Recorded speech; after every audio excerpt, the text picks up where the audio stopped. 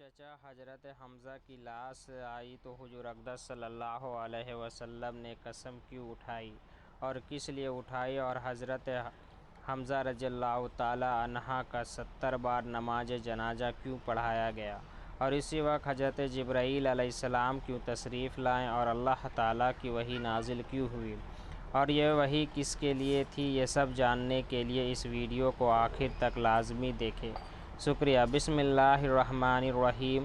السلام علیکم ورحمۃ اللہ وبرکاتہ۔ حضرت حمزہ رضی اللہ تعالیٰ عنہ نے اپنے جسم سے نیزہ نکالنے کی کوشش کی پر نہ نکال سکے اور پھر دوبارہ قاتل کی طرف بڑھے، لیکن تھوڑی ہی دور جا کر گر پڑے اور روح مبارک آپ کی پرواز کر گئی۔ یہ 17 شوال 3 ہجری کا دن تھا کہ جب رسول اللہ صلی اللہ علیہ وسلم کے چچا کے شہید ہوتے ہی کفار نے جنگ احد میں تازیانے بجانا شروع کر دیے۔ ہند بن عتبہ زوجہ ابو سفیان آپ کے جسد مبارک کے پاس آئے اور آپ کے جسم کی بے حرمتی کی۔ حضرت حمزہ رضی اللہ تعالیٰ عنہ کے جسد خاکی سے آپ کا ناک اور کان کاٹ کر ہند نے اپنے گلے میں ہار بنا کر ڈال لیا اور آپ کا پیٹ چاک کر کے جگر اور کلیجہ نکال لیا۔ جگر کو ہند نے چبانا شروع کیا اور خوشی سے جھومتے ہوئے یہ اشعار پڑھنے لگے: ہم نے تم سے یوم بدر کا بدلہ لے لیا ہے، اور ایک جنگ کے بعد دوسری جنگ کے شعلے تو بھڑکتے ہی ہیں۔ مجھے اپنے باپ عتبہ کا قاتل پر اور اپنے بھائی ولید اور چچا شیبہ اور بیٹے بکر مراد ہے۔ حنظلہ کی جدائی پر صبر اور چین نہیں آتا تھا۔ آج میرا دل مطمئن ہو گیا ہے اور میں نے اپنے مانی ہوئی نذر پوری کر لی ہے۔ اے ویسی، تو نے میرے سینے کا غم دور کر دیا ہے اور میرے دکھوں کا مہار کر دیا ہے۔ ویسی کے احسان کا شکر ساری عمر کے لیے میرے اوپر واجب ہو گیا ہے، جو میں ہمیشہ ادا کرتی رہوں گی، یہاں تک کہ میرے ہڈیوں قبر میں گل سڑ جائے۔ محترم ناظرین، بعض کینہ اور حسد سے بھری یہ ایک بدترین مثال تھی جو آج سے پہلے کبھی عربوں کی جنگ میں نہ دیکھی گئی تھی۔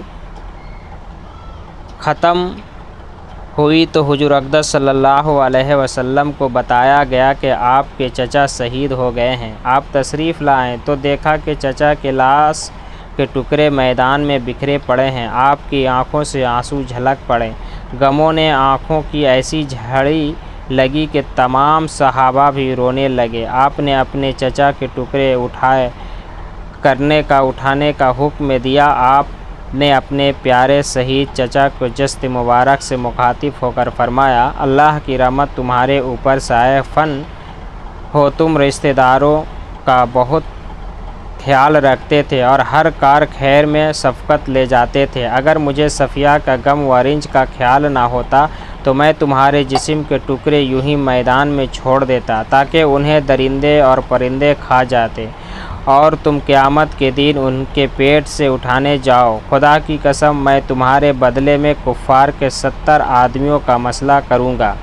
اندازہ کیجئے کہ کیسا بڑا غم ہوگا جو رحمت العالمین ہیں، قسم کھا رہے ہیں کہ کفار کے 70 آدمیوں کی لاشوں کا حال بالکل ایسا ہی کریں گے جیسا انہوں نے حضرت حمزہ رضی اللہ عنہ کی لاش کے ساتھ کیا۔ حضور اقدس صلی اللہ علیہ وسلم کے اس ارادے پر اللہ پاک نے وحی نازل فرمائی: اور اگر تم سزا دو تو ایسا ہی سزا دو جیسے تم اذیت پہنچائی گئی، اور اگر تم صبر کرو تو بالنسبہ صبر کرنے والوں کے لیے صبر ہی اچھا ہے، اور تم صبر کرو اور تمہارا صبر کرنا خاص اللہ ہی کی توفیق سے ہے۔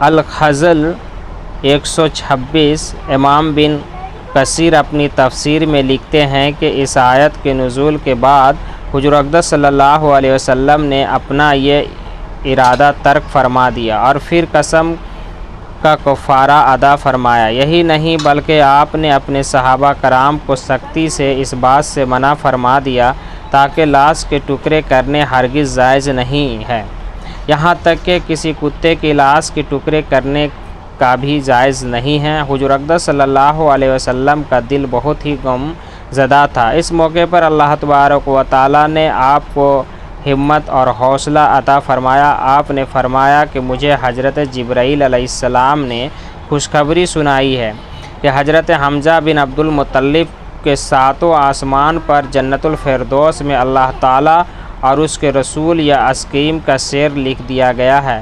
حضرت حمزہ رضی اللہ تعالیٰ عنہ کی بہن حضرت صفیہ رضی اللہ تعالیٰ عنہ نے جب جنگ کی خبر سنی تو وہ میدان سے جنگ احد کے مقام کی طرف روانہ ہوئی، تو حضرت محمد صلی اللہ علیہ وسلم طویل اسلام نے اپنی پھوپھی کے بیٹے حضرت جبیر کو حکم دیا کہ پھوپھی کو جنگ کے میدان میں دور ہی رکھیں اور ان کو مدینہ واپس چلے جائیں۔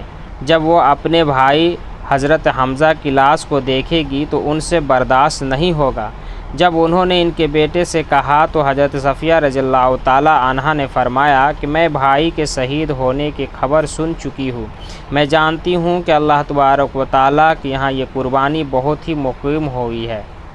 میں جاہلیت کے طور طریقے سے خوب واقف ہوں۔ میں مشرکین کی طرح بین ڈال کر نہیں روؤں گی۔ حضرت محمد صلی اللہ علیہ وسلم نے ان کو جنگ احد کے میدان میں آنے کی اجازت دے دی۔ جب انہوں نے اپنے بھائی کے جسم کے ٹکڑے دیکھے تو آنکھوں سے آنسو نکل پڑے، لیکن بار بار حضرت صفیہ کی زبان سے ان اللہ و انا الیہ راجعون ہی نکلا تھا۔ اس کے بعد حضرت صفیہ رضی اللہ عنہا نے اپنے دونوں ہاتھوں کو بلند کرتے ہوئے دعا کی، اے باری تعالیٰ، یہ قربانی تیری راہ پر دی گئی ہے، تو ہی اس کا قبول کرنے والا ہے۔ اس کے بعد حضرت محمد صلی اللہ علیہ وسلم نے اپنی پھوپھی کو حکم دیا کہ پھوپھی جان آپ مدینہ ہی واپس چلے جائیں، تو حضرت صفیہ رضی اللہ تعالیٰ عنہا مدینے واپس چلی گئی۔ حضرت حمزہ رضی اللہ تعالیٰ عنہ کے جسم کے ٹکڑے کو اکٹھا کر کے کفن پہنا کر جنازے کے لیے رکھ دیا تھا۔ حضرت صفیہ رضی اللہ تعالیٰ عنہ نے اپنے بیٹے زبیر کو میدان احد سے جاتے ہوئے 2 چادریں دیے تھے، فرمایا کہ اپنے ماموں کے جسم کو اس میں ڈھانپ لینا۔ حضرت جبیر رضی اللہ تعالیٰ عنہ نے دیکھا کہ ایک انصاری صحابی شہید ہو گئے تھے۔ انہوں نے دیکھا کہ ان کے جسم پر جو لباس تھا وہ اتارا گیا تھا۔ انہوں نے ایک چادر سے اپنے ماموں کو کفن دیا اور دوسری چادر کو اس انصاری کو کفن دیا تھا۔ جب جنازے پڑھائے گئے تو اس کے متعلق 2 طرح کی روایت ہیں۔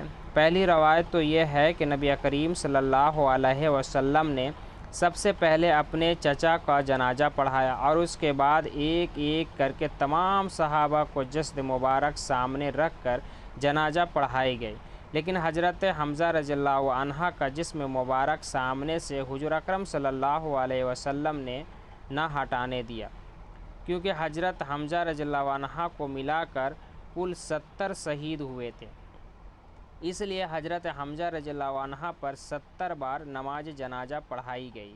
دوسری روایت ابن ماجہ کی حدیث نمبر 1502 میں ہے، جس میں حضرت ابن عباس رضی اللہ عنہ فرماتے ہیں کہ غزوہ احد کے روز شہیداء کو رسول اللہ صلی اللہ علیہ وسلم کے پاس لایا گیا۔ آپ صلی اللہ علیہ وسلم نے 10 شہیدوں پر جنازہ پڑھانا شروع کیا اور حضرت حمزہ یوں کہ تو رکھے رہیں اور باقی شہید اٹھا لیے گئے، لیکن حضرت حمزہ رضی اللہ عنہ کو نہ اٹھایا جاتا۔ اس کے علاوہ ابو داؤد میں بھی اس سے ملتی جلتی روایت کچھ اس طرح سے ہے۔ ترجمہ: حضرت ابو مالک غفاری سے روایت ہے، فرماتے ہیں کہ غزوہ احد کے دن رسول اللہ صلی اللہ علیہ وسلم نے حکم فرمایا کہ حضرت حمزہ کی میت لائی جائے، چنانچہ ان کی میت لائی گئی اور ساتھ 9 شہید اور بھی لائے گئے۔ رسول اللہ صلی اللہ علیہ وسلم نے ان سب کی نماز جنازہ پڑھی۔ ان شہیدوں کے میتوں کو اٹھا لیا گیا، جبکہ حضرت حمزہ رضی اللہ عنہ کی میت وہیں رکھی رہی۔ پھر 9 مزید شہید کو لایا گیا اور سامنے رکھا گیا۔ رسول اللہ صلی اللہ علیہ وسلم نے ان 70 شہیدوں کی نماز جنازہ 7 بار پڑھی۔ اسی طرح حضرت حمزہ رضی اللہ تعالیٰ عنہ کی نماز جنازہ 70 بار پڑھی گئی۔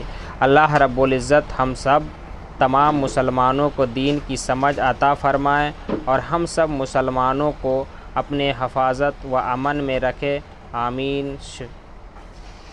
اگر آپ میرے چینل کو سبسکرائب نہیں کرے ہیں تو آپ ہمارے چینل کو سبسکرائب کر لیجئے، بہت مہربانی، آپ کو شکریہ، الحمدللہ۔